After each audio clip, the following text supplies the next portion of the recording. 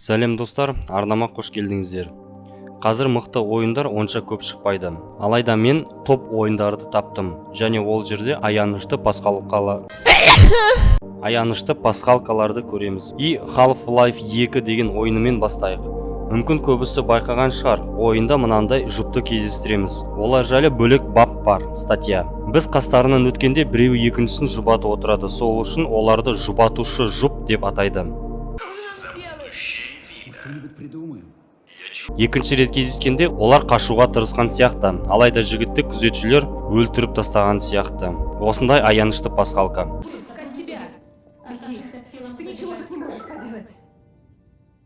Жарайды, ол қалжың, өлтірген жоқ, оларды кейін тағы да кездестіреміз. Сол баяғы диванда. Келесі кездесу Half-Life 2 бірінші эпизодта болады. Оларға бізді мына китаец апарады. Бәлкім сіздер ол екеуі мыналар емес қой, жай соған ұқсас адамдар ғой дейтін шығарсыздар. Бірақ мен жоғары шығып, полдағы тесіктен мынаны көрдім. Half-Life 2 екінші эпизодта уже оларды бостандықта екендерін көреміз. Көп адамдар осы соңғы кездесу деп ойлайды.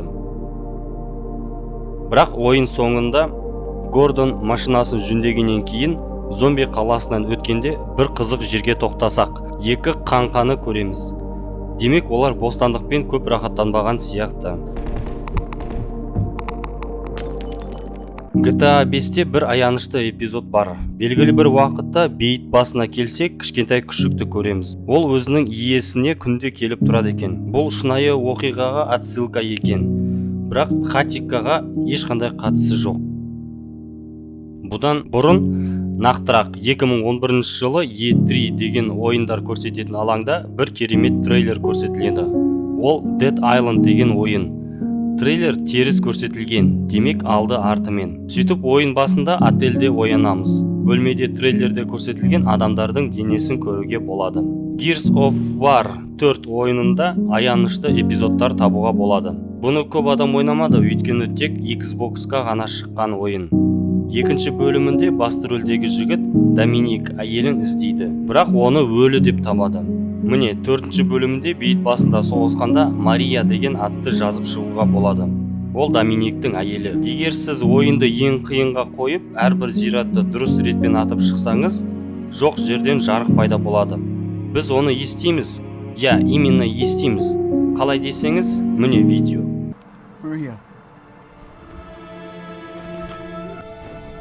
Dumb.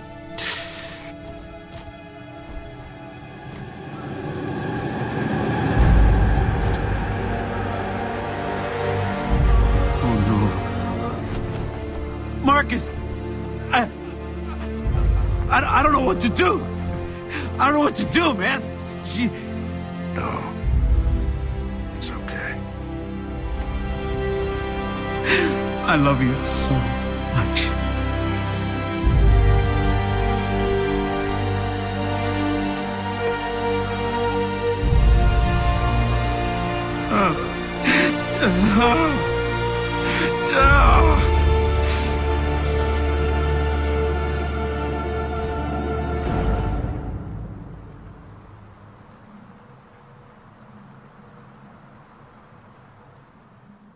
Келесі пасхалка Call of Duty Modern Warfare 3 ойынында.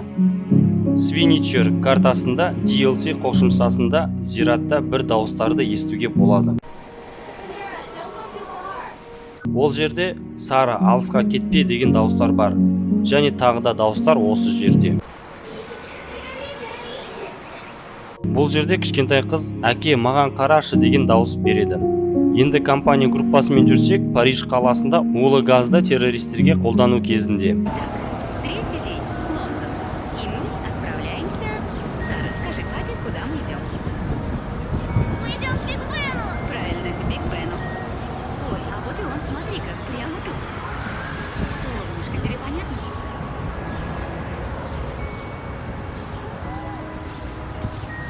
Давай, иди сюда.